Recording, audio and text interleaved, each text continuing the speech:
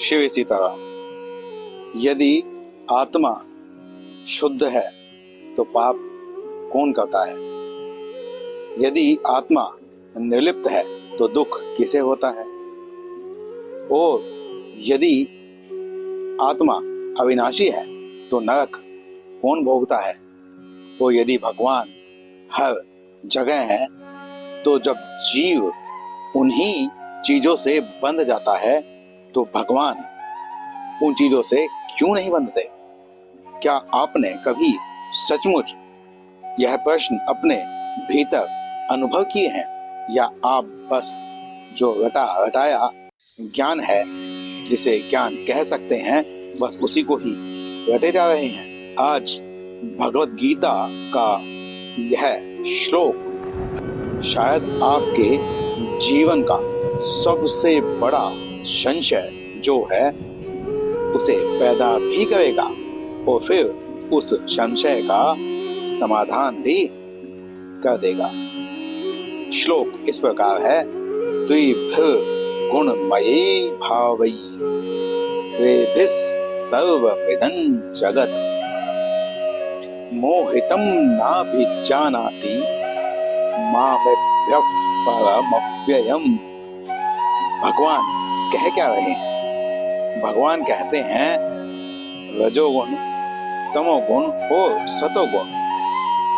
आप इसे सतोगुण, रजोगुण, तमोगुण कैसे भी कह सकते हैं, क्योंकि यह एक के ऊपर एक हावी होता रहता है।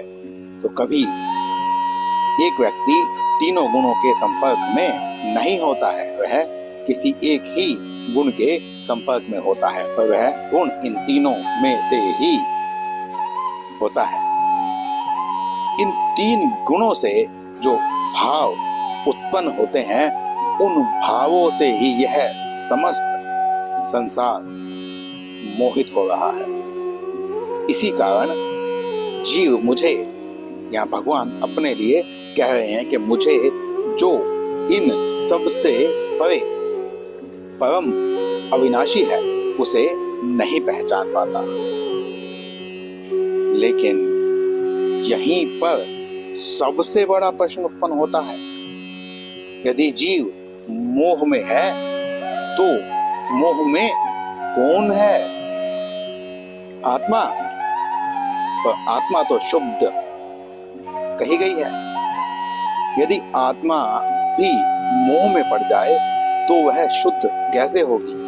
और यदि आत्मा मोह में नहीं पड़ती तो फिर दुख किसे होता है? यहीं से ही श्रीमद् भगवत गीता का सबसे गहरा रहस्य उत्पन्न होगा। यहीं से सारे दरवाजे खुलने लग जाएंगे। एक व्यवहारिक उदाहरण से समझते हैं कि सुबह जब आप उठे तो आपके मन में एक ख्याल आया कि ध्यान करते हैं, परमात्मा का चिंतन करते हैं, अपने अच्छे अच्छे जो उद्देश्य हैं उन्हें पूरा करने के लिए अपना पूर्ण समर्पण कर देते हैं। यह क्या है? यह सत्व गुण से उत्पन्न भाव है। आपका संबंध अभी सत्व गुण से है। तभी दूसरी आवाज आती है कि आज मुझे अपने लक्ष्यों को पाना है, मुझे बहुत बड़ा आदमी बनना है, मुझे इन आवश्यकताओं की पूर्ति करनी है, मुझे बहुत सारा धन कमाना है। क्या आपने सोचा यह क्या है? यह रजोगुण है। रजोगुण से उत्पन्न जो भाव हैं वह मोहित कर रहे हैं। इसके पश्चात एक और आवाज आती है। वह आवाज कहती है कि अभी थोड़ी देर सो जाता हूं, फिर बाद में यह मैं काम कर लूंगा, अभी तो बहुत समय है। यह तमोगुण है। इन्हीं भावों में बंधकर संपूर्ण जगत, यहाँ जगत जो शब्द इस श्लोक में आया है वह इस जीव का वाचक है। अब इसको भी हम आगे समझाएंगे कि एक जीव ही जगत कैसे हो सकता है। अब यहाँ जो मूल रूप से बात निकल कर आती है कि यह जो भाव आए, जिसने यह आवाजें सुनी, जिसने इस पूरे दृश्य को देखा, वो देखने वाला, सुनने वाला कौन था? परमात्मा, आत्मा और जीवात्मा। यह जो दृष्टि है, यह हमें किस प्रकार से इस श्लोक को समझाने में मदद करती है। आइए इसे देखते हैं। ईश्वर जो है वह परम अविनाशी है। इसी श्लोक में भगवान ने कहा कि मैं परम अविनाशी हूँ। जब भगवान अपने आप को परम अविनाशी कह रहे हैं, इसका अर्थ यह हुआ कि कोई और अविनाशी भी है। यदि कोई और अविनाशी नहीं होता तो भगवान स्वयं को परम अविनाशी ना कहते। तो अब यहाँ आता है परमात्मा के बाद आत्मा, जो अविनाशी है, निर्लिप्त है, शुद्ध है, चेतना रूप, संपूर्ण ज्ञान का भंडार है। परंतु यहाँ भी एक प्रश्न उठता है कि यदि आत्मा मोहित हो जाती है तो फिर वह निर्लिप्त कैसे रहेगी? अब यहाँ जो अवधारणा आती है वह है जीवात्मा। ये जीवात्मा भी अविनाशी है, क्योंकि यदि यह अविनाशी न होती तो फिर नरक में दंड कौन भोगता? क्योंकि शरीर तो यहीं समाप्त हो गया।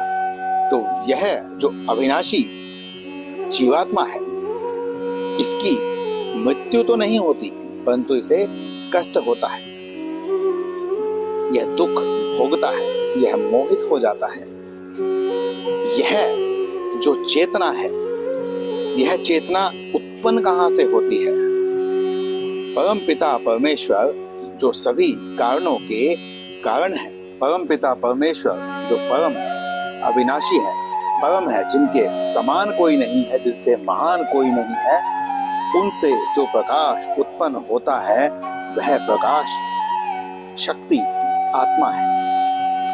वह आत्मा जो कि साक्षी है, निर्लिप्त है, परंतु वह साक्षी किसका होगा? उसको किसी का साक्षी होने के लिए एक और सत्ता की आवश्यकता है। वह साक्षी है जीवात्मा की, और जीवात्मा आत्मा की शक्ति से प्रकाशित होता है। तो परम प्रकाश से शुद्ध चेतना जो वह आत्मा है, और जब आत्मा के प्रकाश से प्रकाशित जो जीवात्मा है वह मोहित होती है, वही मोह में पड़ती है। यदि आप इसे ऐसे समझें कि परंपरा के अनुसार हम लेते हैं कि एक गुरु है जिसके पास संपूर्ण ज्ञान है, उसने अपने एक शिष्य को ज्ञान दिया, पढ़ाया, लिखाया, सभी बातें बतलाई, परंतु जो वह शिष्य है वह कितना समझ में आया? क्योंकि यहाँ पर क्षमता और दृष्टि की ही बात है। अब उस गुरु का जो शिष्य है वह भी अपने शिष्य को वही सब बातें बतलाता है। अब यहाँ पर भी गुरु और शिष्य दोनों की क्षमता का फर्क आएगा। इसी प्रकार से चलते चलते जो परंपरा होती है वह विक्षिप्त हो जाती है। इसीलिए नई परंपरा का शुभारंभ करने के लिए भगवान फिर से अवतरित होते हैं। तो ऐसे ही यदि हम देखें तो जब परमपिता परमेश्वर का जो प्रकाश है वह शुद्ध ज्ञान है, अनंत है, उसके जैसा कुछ नहीं है, परंतु जब वह आत्मा के पास पहुंचता है तो आत्मा और परमात्मा की जो क्षमता है उसमें भेद है। तो आत्मा जिस प्रकाश को ग्रहण करती है वो उसके पश्चात जो जीवात्मा है वह आत्मा के प्रकाश से प्रकाशित होती है। तो जो जीवात्मा है उसके स्तर पर दो दृष्टि हो जाती है या दो विषय हो जाते हैं। क्योंकि आत्मा की दृष्टि में संसार नहीं है। यदि होता तो वह मोहित हो जाती, परंतु जीवात्मा की दृष्टि में जगत है, तीनों गुण है, और इन तीनों गुणों को धारण जीवात्मा कर लेती है, इसीलिए वह मोहित हो जाती है। अब यह जो प्रकाश है, इस प्रकाश में कोई दोष नहीं है, यह सत है, इसमें कभी कोई विकार नहीं आता, यह कभी समाप्त नहीं होता, यह कभी कम या ज्यादा नहीं होता। यह प्रकाश आ रहा है, परंतु इसे ग्रहण करने वाले की क्षमता के कारण भ्रम उत्पन्न होता है। और भगवान ने इस श्लोक में यही कहा है कि यह जो सत्वगुण, रजोगुण और तमोगुण है, यह भाव है। यह भाव किसको आ रहे हैं? जीवात्मा को। साक्षी किसका है? आत्मा, जीवात्मा का। नरक में कौन यातनाएं भोग रहा है? जीवात्मा। क्योंकि आत्मा को तो कोई शस्त्र काट नहीं सकता, कोई गीला नहीं कर सकता, तो फिर गर्म तेल में किसी को तला कैसे जा सकता है? तो वह जीवात्मा है। उसका अविनाशी होना क्यों आवश्यक है? क्योंकि यदि इस शरीर को गर्म तेल में तला जाए तो यह समाप्त हो जाएगा, परंतु जो जीवात्मा है वह समाप्त नहीं होगी, परंतु उसके भावों से इस स्थूल शरीर के कारण जो क्रियाएं हुई हैं, जो गलत कर्म हुए हैं, जो पुण्य पाप जो भी हुए हैं, उनको भोगने के लिए एक अविनाशी जीवात्मा की आवश्यकता है। इसीलिए यह जो प्रकाश है, यह जब मन, बुद्धि, अहंकार, इच्छा और जगत के साथ अपनी पहचान को जोड़ लेती है, तब जीवात्मा का अनुभव बन जाता है। अब वही जीवात्मा कहती है कि मैं दुखी हूं, मेरा अपमान हुआ है, मैं असफल हो गया, मैं ही श्रेष्ठ हूं। और यहीं से मोह प्रारंभ होता है। इसके लिए हम कोई उदाहरण लें कि ऐसा कैसे हो सकता है। हमने ऐसे बहुत सारे नाटक या चलचित्र देखे होंगे जिसमें एक अभिनेता इस प्रकार का अभिनय करता है कि वह अभिनय करते करते उसमें इतनी बुरी तरह डूब जाता है कि यदि वहां पर रोने का कोई दृश्य चल रहा है तो वह इतना भावुक हो जाता है, उसे लगता है कि यह सब कुछ घट रहा है और वो रोने लगता है। और अभिनेता का तो चलो यह काम है। बहुत सारे लोग आपने ऐसे भी देखे होंगे जो संसार की पीड़ा को अपनी पीड़ा समझते हैं। जब वह सिनेमा हॉल में कोई पिक्चर, चलचित्र देखते हैं तो वहां पर होने वाली घटनाओं के साथ वह इस कदर जुड़ जाते हैं कि उनकी अश्रुधारा भी बहने लगती है, वह मोहित हो जाते हैं। यही मोह है, यही पहचान का भ्रम है। इसके पश्चात जब वहां से आप बाहर निकलेंगे तो आप समझ जाएंगे पिक्चर, चलचित्र समाप्त होते ही कि यह जो घट रहा था यह बस एक पिक्चर थी। इसी प्रकार जीवात्मा जब यह समझ लेता है कि यहाँ जो चल रहा है, जो दृश्य में घट रहा है, इसके साथ मेरा कोई संबंध नहीं है, मेरा संबंध आत्मा के साथ है, परमात्मा के साथ है, मैं तो उनका अंश हूँ, अविनाशी हूँ, तो मुझे उनकी साइड दृष्टि करनी चाहिए, उनके साथ संबंध जोड़ना चाहिए। जब जीवात्मा ऐसा करता है तो वह मोक्ष को, मुक्ति को पाता है। इस श्लोक में जो जगत शब्द आया है वह जीवात्मा के लिए, जीव के लिए आया है। अब यह किस प्रकार से हम कहेंगे कि एक जीवात्मा संपूर्ण जगत कैसे हो सकता है? तो यदि हम देखें, जीवात्मा जब संसार की ओर दृष्टि करता है तो वह स्वयं ही संसार बन जाता है। उसका भय, उसका अहंकार, उसकी इच्छाएं, उसकी स्मृतियां, यह सब ही जगत बन जाता है। वह अपनी एक दुनिया बना लेता है। किस प्रकार? सत्ता न होते हुए भी जगत न होते हुए भी किस प्रकार से हो सकता है, यह दृष्टि है। कैसे?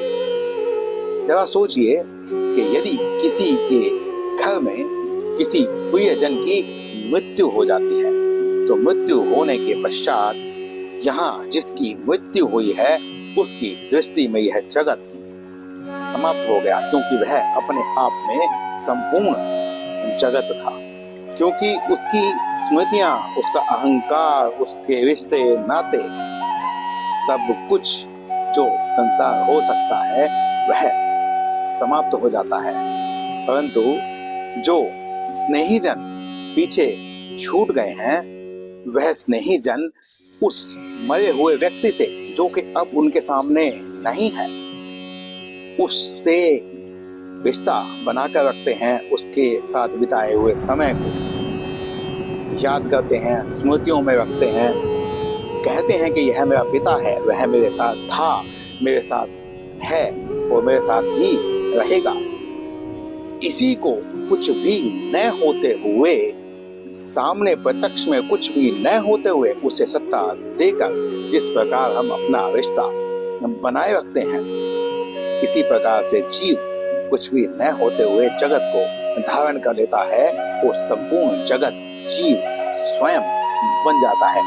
मैं जिस दिन इस शरीर का त्याग कर दूंगा, उसी दिन इस जगत से मेरा संबंध समाप्त हो जाएगा, अर्थात एक संपूर्ण जगत समाप्त हो जाएगा। इसी से यह समझ में आता है कि यह जो जगत है, यह जो दृश्य मान है, बस इतना ही नहीं है। जगत को मैंने अपने भीतर बसा रखा है, अर्थात जगत जितना बाहर है उतना ही जगत अंदर भी है। मेरी इच्छाओं में, आसक्तियों में, मन में, स्मृतियों में इत्यादि में जगत विद्यमान है। इसीलिए भगवान ने यहाँ कहा, द्विर्गुणमये भावे वेभिः सर्वमिदं जगत्, अर्थात यह जो तीन गुण है, इन्हीं तीनों गुण के से मोहित होने के कारण संपूर्ण जगत की उत्पत्ति हो रही है। संपूर्ण जगत इसी तीनों गुणों पर ही आधारित है। अब प्रश्न यह उठता है कि हम यह बात क्यों कर रहे हैं, हमें क्या करना चाहिए।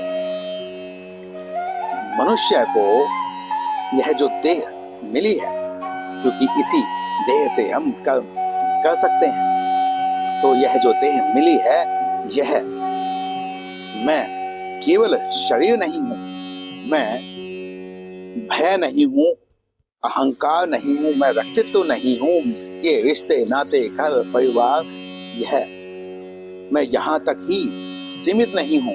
जब मैं अपने आप के स्वरूप को, मूल स्वरूप को जानने लगता हूं, आत्मा की ओर, परमात्मा की ओर, जहां से मेरी उत्पत्ति हो रही है, उस को जब मैं देखता हूं तो मैं अपने स्वरूप को जानने लगता हूं और यह जो पहचान का भ्रम है, यह समाप्त होने लगता है और इसी अवस्था में हमें मोक्ष मिल जाता है। उदाहरण से यदि आप समझें कि हमें संसार में कैसे रहना चाहिए, तो कमल के फूल का उदाहरण सबसे अच्छा है। वह कीचड़ में उत्पन्न होता है, परंतु उस कीचड़ से वह कभी निर्लिप्त, क्षमा कीजिए, लिप्त नहीं होता है। वह जो जल है, वह जो कीचड़ है, वह उस कमल को भिगो नहीं पाती है। इसीलिए हमें भी संसार में उसी प्रकार से रहना चाहिए कि हम उस संसार में रहें, परंतु उस संसार से कभी लिप्त ना हो। इसलिए श्रीमद् भगवत गीता कहती है, कर्म करो, लेकिन उस कर्म के फल से स्वयं को मत बांधो, क्योंकि कर्म का जो फल है वही बंधन है, वही हमें बांधता है। अब शास्त्रों में बात आती है स्वर्ग और नरक की, परंतु जो नास्तिक व्यक्ति है, जो शास्त्रों को नहीं मानता, वो कहेगा कि मैं तो स्वर्ग और नरक को नहीं मानता। तो क्या उसके ना मानने से स्वर्ग नरक नहीं रहेगा? या हम कुछ ऐसा उदाहरण देंगे जिससे यह समझ में आए कि स्वर्ग और नरक कोई माने या न माने, परंतु होता अवश्य है। जैसे जब मन में प्रेम, शांति, संतोष, करुणा ये सब होता है, संतुष्टि होती है, तो उस व्यक्ति का जीवन, उसका घर स्वर्ग के समान होता है। और जब मन में ईर्ष्या, भय, कलेश इत्यादि अवगुण जो होते हैं वह किसी के मन में रहे, उसके मन में संतुष्टि न रहे, वह शांति न पा रहा हो, तो वह कितने भी अच्छे भवन में रहता हो, कितने ही साधन संसाधन उसके पास हो, परंतु उसका जीवन नरक है। और यह सब जीवात्मा अनुभव करती है, क्योंकि अनुभव करने के लिए बस जीवात्मा ही है। आत्मा तो साक्षी है, वो परमात्मा का तो बस विधान कार्य करता है, परमात्मा कुछ नहीं करते। मुख्य समस्या क्या है? संसार समस्या नहीं है, समस्या यह है कि हम अपना संबंध किसके साथ बनाते हैं। हमने कई बार यह उदाहरण दिया है और व्यवहारिक है कि मान लीजिए आप सड़क पर से गुजर रहे हैं, वहां पर कोई एक्सीडेंट हो जाता है, आप उसे देखते हैं, तो वहां पर देखने के पश्चात यदि उसमें कोई आपका जानने वाला होता है तो आपका संबंध अपने आप ही उस घटना से जुड़ जाता है। परंतु वहां पर यदि कोई आपका जानने वाला उस घटना में नहीं है तो आप वहां से 2, 4, 5, 10, 20 मिनट के लिए उस घटना से संबंध बना पाएंगे। उसके पश्चात वह घटना आपकी स्मृति में से चली जाएगी। जबकि यदि वहां पर कोई आपका प्यारा स्नेही बंधु रहा होता तो वह घटना आपके जीवन में से बहुत मुश्किल से ही निकल पाती। तो ऐसा संबंध हम बनाते हैं, उस जगत के साथ हम अपना संबंध जोड़ लेते हैं। जीव फंसा कहाँ हुआ है? जीवात्मा जो है जब वह बाहर के साधन संसाधनों से अपना संबंध जोड़ती है, उसमें सुख ढूंढने का प्रयास करती है, तो असल में वह बंधन में पड़ रही होती है। परंतु वही जीवात्मा जब इस दृष्टि को भीतर की ओर कर लेती है, तब वह अपने स्वरूप के सबसे निकटतम पहुंचने का प्रयास करती है और वहां से ही उसका बंधन समाप्त होना प्रारंभ हो जाता है। तो बाहर देखने पर जन्म मरण का चक्र और भीतर देखने पर मुक्ति। यहाँ पर एक बात और मैं सनातन धर्म के बारे में कहना चाहूंगा। सनातन धर्म की विशेषता क्या है? कभी आपने यह सोचा है कि सनातन धर्म किसी भी विचारधारा को पूर्णतया नकारता नहीं है? यही सनातन धर्म है जहाँ पर अद्वैत भी है, द्वैत भी है, भक्ति, योग और ज्ञान का मार्ग भी है। और भगवान या सनातन धर्म, क्योंकि धर्म भगवान का ही एक नाम है, तो यह दोनों एक ही है। यह इन सभी मतों को स्वीकारता है, नकारता क्यों नहीं है? नकारता इसलिए नहीं है क्योंकि सनातन धर्म अनंत है। किसी भी जीवात्मा के द्वारा अनंत को पूर्ण रूप से जाना नहीं जा सकता। यदि पूर्ण रूप से जान लिया गया है तो फिर वह अनंत कैसे रहेगा? इसीलिए जिसने जैसा देखा, जिसने जैसा अनुभव किया, जिसकी दृष्टि में जैसा आया, जिसकी तर्क बुद्धि शक्ति में जैसा आया, उसने उसी प्रकार से बताने का प्रयास किया।